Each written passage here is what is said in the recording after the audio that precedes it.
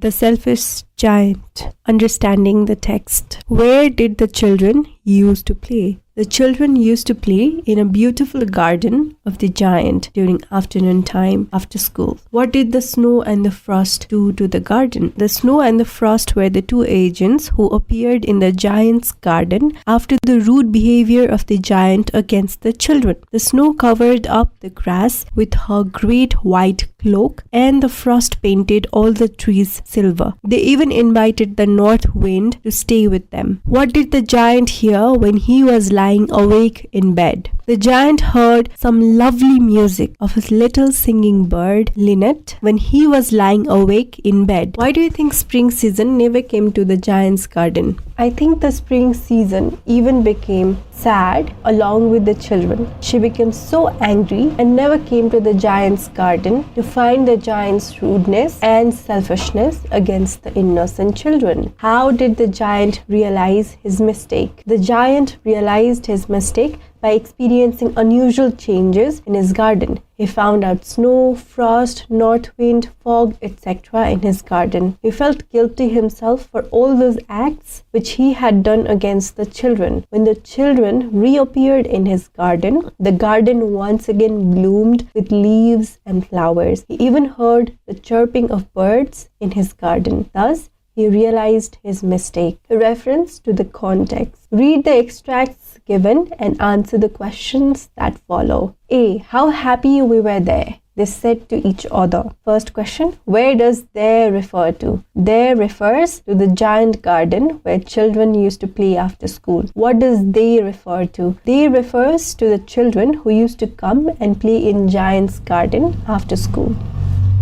Why are they saying so? They are saying so because they aren't allowed to play in the giant's garden anymore. The giant has chased them out of his garden, being furious. Another question. I have many beautiful flowers, he said, but the children are the most beautiful flowers of all. Who is the speaker? The speaker is an old and feeble giant who keeps on watching the children at their play sitting on his armchair. Who is he speaking to? He is speaking to himself, admiring his garden. Who are the children that the speaker is referring to? The children that the speaker is referring to are the small and innocent school children who enjoy a lot in the giant's garden. Why is the speaker saying that the children are the most beautiful flowers of all? The speaker is saying that the children are the most beautiful flowers of all because he has experienced the presence of children in his garden. He has observed their simplicity and innocence. He believes that the children are the gift of beautiful nature and their presence has made the entire garden look so beautiful and bloom with different kinds of leaves and flowers. He makes the comparison here to value the children much because he knows the value of children in his garden more than the flowers. When the little child smiled at the giant and said to him, "You let me play once in your garden, today you shall come with me to my garden, which is paradise." Shortly afterwards, the happy giant dies. What is the coincidence of this event? Describe in relation to this fairy tale. The next time the child reappears in one of the garden's corners, the giant is quite old and feeble at that time. The child appears this time to favor the giant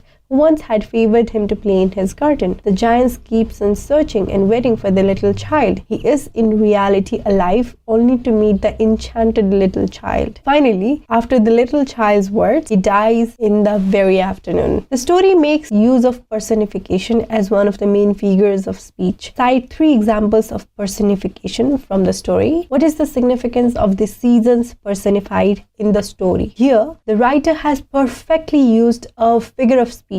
The 3 examples of personification are the snow, the frost, and the north wind. The significance of the seasons personified in the story is that they are related to nature and play a very vital role in transforming the giant's garden with a unique force against bad deeds. The story can be read as a fairy tale, where the children, the seasons, the tree, the corner of the garden, the snow, the wind, and the frost are all used as symbolism. Interpret those symbols. Here, the spring season symbolizes happiness, whereas the winter season symbolizes suffering. The tree symbolizes the identity of the child as Christ. The corner of the garden symbolizes the sacred place of God from where redemption is possible. The snow, the wind, and the frost symbolize unique force against bad deeds. Which figure of speech is used for winter, frost, snow, north wind, hale and little child. Who is the little child compared to? In this short story, we find the perfect use of personification. Here wind, frost, wind. Here winter, frost, snow, north wind, hail, and little child have been wonderfully personified. Among this, winter, frost, and snow have been personified as feminine gender with unique force. They have done their task against the giant's axe. The north wind, hail, and little child have been personified as masculine gender with powers. The little child is compared to the Christian God, Lord Jesus, here in this story.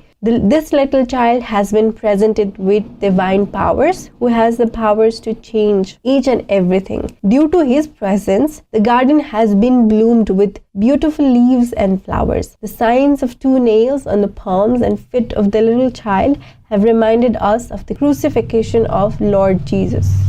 Reference beyond the text. What is the main theme of this story? There are various themes here in the story as arrogance, consequences of selfishness, love and compassion, the concept of salvation, etc. Good deeds are always rewarded, whereas bad deeds are always punished. Here, we simply find the arrogance of the giant and his selfishness against the children, which have brought bad results for him. But due to his good deeds, he has got a fine platform to reach outside. Does God punish those who are cruel to children and very selfish? Yes, God punishes those who are cruel to and very selfish. Children are supposed to be very innocent and babies of God. They're known for this simplicity. Their presence is the sign of good omen. We can get a fine example from this story about God's punishment to the giant. He feels guilty himself for his bad deeds. You can find these notes at hori570.com.np. Please refer to the link in the description. Thank you and all the best.